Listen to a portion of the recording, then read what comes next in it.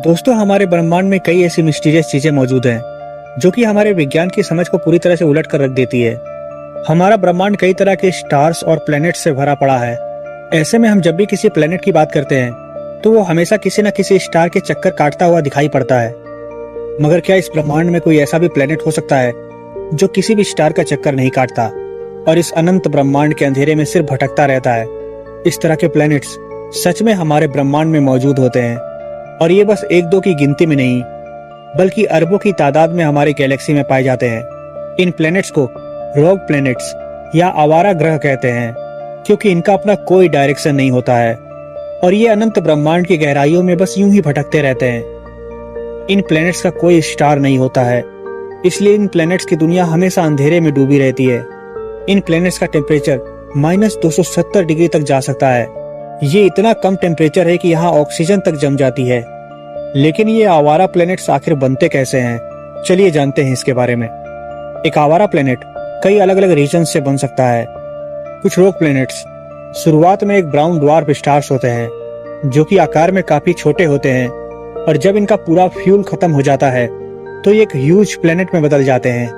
कुछ रोग प्लैनेट्स अपने स्टार के सुपरनोवा विस्फोट के समय उस स्टार की ग्रेविटी से बाहर फेंक दिए जाते हैं, और फिर वो उस स्टार की ग्रेविटी से इतना दूर चले जाते हैं कि वो दोबारा उसमें वापस नहीं आ पाते और ब्रह्मांड के अंधेरों में कहीं गुम हो जाते हैं।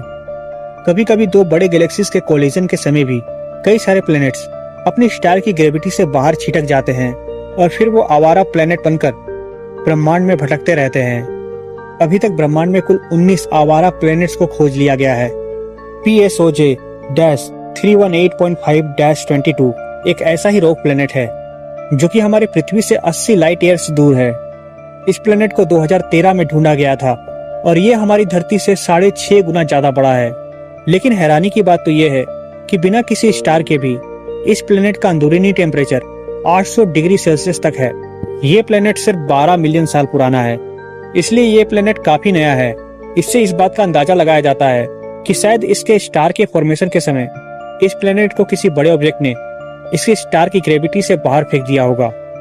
इसी तरह का एक और रॉक प्लैनेट है जिसका नाम है SIMPJO13656.5+093347।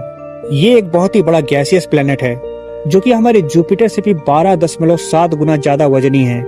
ये हमसे 20 लाइट ईयर्स दूर है और इसका मैग्नेटिक फील्ड अर्थ के मैग्नेटिक फील्ड से 4 मिलियन गुना ज्यादा स्ट्रॉन्ग है, जिससे कि इसके पोलर्स पर बहुत ही खूबसूरत अरोरास देखने को मिलते हैं।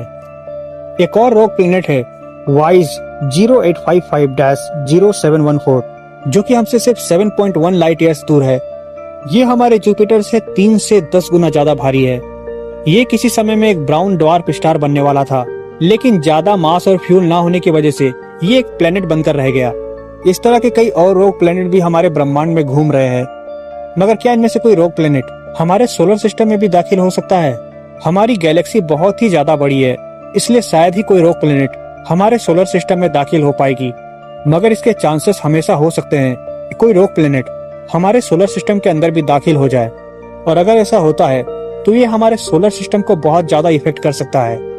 हमारा अर्थ एक गोल्डीलॉक जोन में मौजूद है जो कि सूरज से बिल्कुल सही डिस्टेंस पर है। अगर कोई ऐसा बड़ा रॉक प्लैनेट हमारे अर्थ की ग्रेविटी को इन्फ्लुएंस करता है तो हमारी पृथ्वी सूरज के करीब या सूरज से दूर जा सकती है, जिससे पृथ्वी पर जीवन पूरी तरह से खत्म हो सकता है।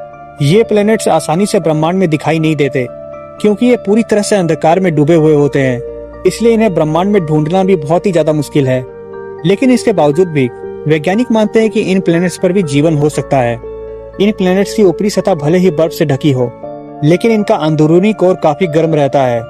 अगर इसके अंदर कोई ओशन वर्ल्ड हुआ तो वहाँ अलग तरह के जीव देखने को मिल सकते हैं। हालांकि इस तरह के प्लैनेट्स के ऊपर और ज्यादा रिसर्च की जा रही है क्योंकि ब्रह्मांड अभी भी हमारे लिए काफी रहस्यमयी है।